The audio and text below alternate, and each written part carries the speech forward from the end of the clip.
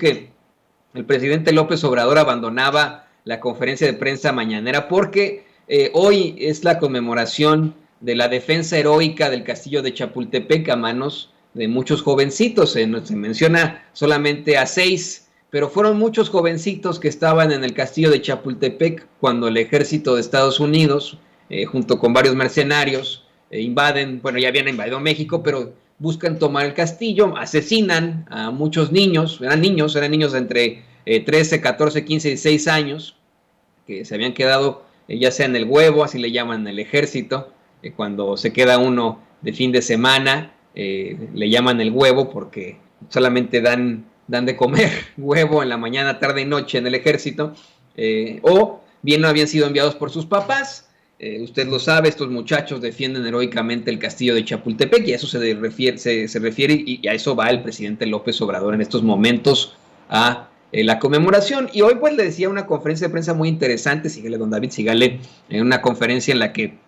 vimos al presidente dar a conocer una serie de datos. Fíjese que nuestra compañera Erika Ramírez de Contralínea le plantea al presidente que encontraron en esa revista que entre 2010 y 2015, algo que hemos tratado aquí en Sin Censura varias veces, Felipe Calderón y Enrique Peña Nieto junto a varios funcionarios autorizan la asignación directa de contratos de miles de millones de pesos para la construcción de 8 reclusorios, incurriendo pues en una serie de fraudes y negocios ilícitos. El presidente asegura que ya expuso desde que tomó posesión que no iban a presentar denuncias contra los expresidentes, que iban a respetar la decisión de la gente, que por eso lo de la consulta, pero que el hecho de que no haya sido vinculatoria esa consulta por no alcanzar el número de votantes necesarios, no significa que no se vaya a poder juzgar a los expresidentes. Dice que su opinión desde el principio es que pues se plantee la necesidad de acabar con la corrupción sin empantanarse en los escándalos. Vamos, el presidente López Obrador le dice a Erika que no se quiere empantanar en este escándalo de los contratos para los reclusorios, pero que lo propositivo en todo caso es que ya renegociaron esos contratos con los reclusorios y nos vamos a ahorrar ahora como mexicanos 10,000 millones de pesos. Ahora bien, mientras planteaba todo esto, el presidente López Obrador denuncia que, por ejemplo, este Poder Judicial pues sigue actuando de forma muy chafa, terrible, irregular.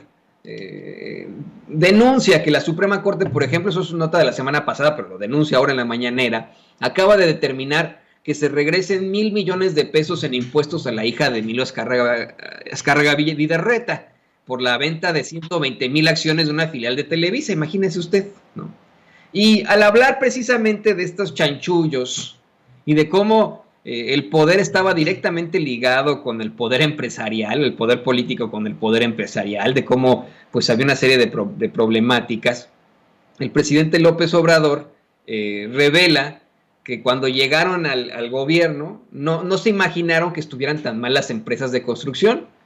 pero que tienen más abogados que ingenieros, abogados especialistas en litigio, y que le sacaron al gobierno lo que quisieron. Qué terrible es eso. Imagínese usted, obviamente las empresas de construcción necesitan más ingenieros que abogados, ¿no? Pero bueno, así son, así ocurre en México. Es desafortunado, pero esa es la realidad.